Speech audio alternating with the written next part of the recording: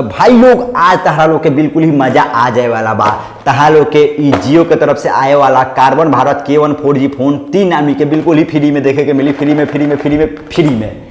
तो देख लो भाई लोग आज हमारे पास ये 3 गो फोन आइल बा जौन की जियो के तरफ से बा और एक और दाम बा 999 रुपया। लेकिन भाई लोग ई तह लोग के फ्री में भी मिल सकी, वो कैसे आगे तह लोग के वीडियो में बताएं। ओकरा से पहले हमनी के फोन के बारे में पूरा स्पेसिफिकेशन देख ली जाए कि एमे का कुछ लगावल बा, कितना प्राइस बा, प्राइस के हिसाब से सही बा कि ना, परचेस करे के चाहिए कि ना करे के चाहिए। आज ये फोन के हम पोल खोल के रख दे वाला बाने, वीडियो पे पूरा बनल रहे लोग तह लोग के फ्री में भी फोन देखे के मिल सकेला।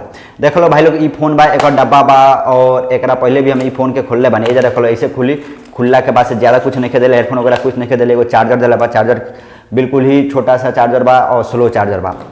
चार्जर के साथ एक ओहो एमे एगो बैटरियो बा। लेकिन पहले यूजर मैनुअल बा, एक हटाओ साइड में।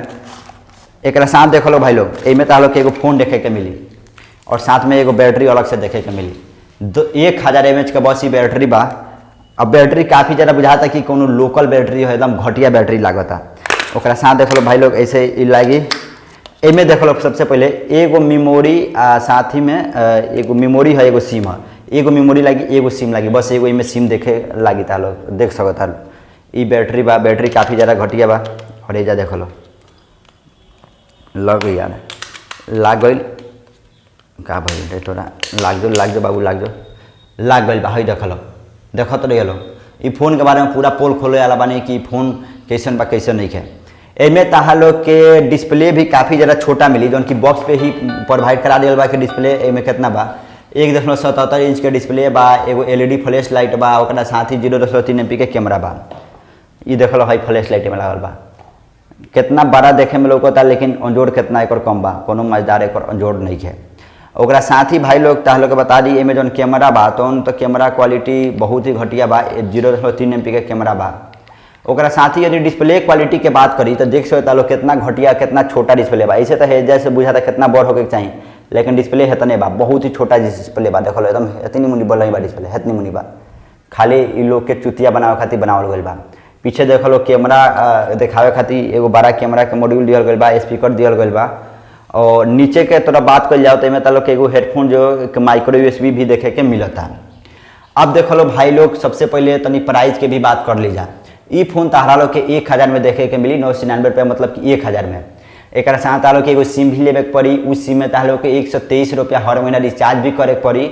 और रिचार्ज जब कोई बोलो तो तह लोग के 500 MB नेट, फ्री कॉलिंग और ओकरा बाद से SMS वगैरह देखे के मिली, कॉलर ट्यून भी देखे के मिली, ये सुविधा देखे के मिली। नेट भी सिर्फ 500 MB देखे के मिलता है। तो जो रिचार्ज बा वो भी महंगा बा, ओकरा साथ पहले महंगा बा कि सस्ता बा ये भी देख लिया। देखो लो भाई लोग ई फोन कितना कमजोर बा।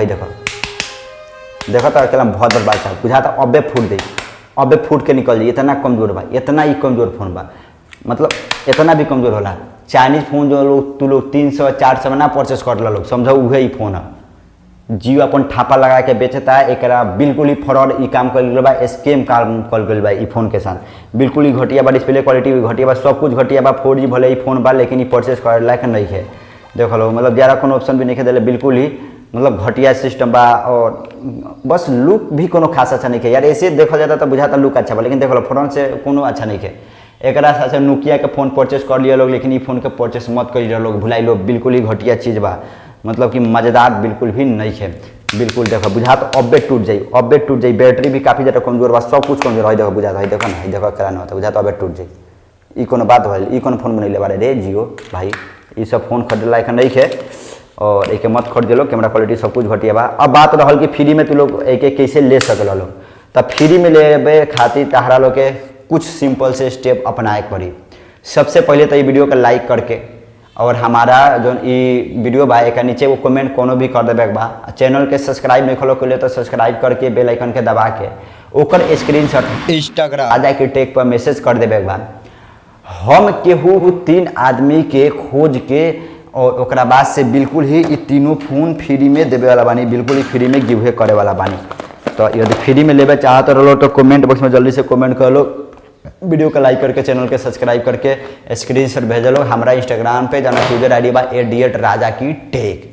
तो भाई लोग कमेंट करके बताइए लोग ये फोन के बारे में कैसा लागल। तो चलो लोग ये वीडियो के एजा करते हैं समाप्त, मिलते हैं अगला वीडियो में, तब तक खातिर बाय बाय, जय हिंद जय भारत।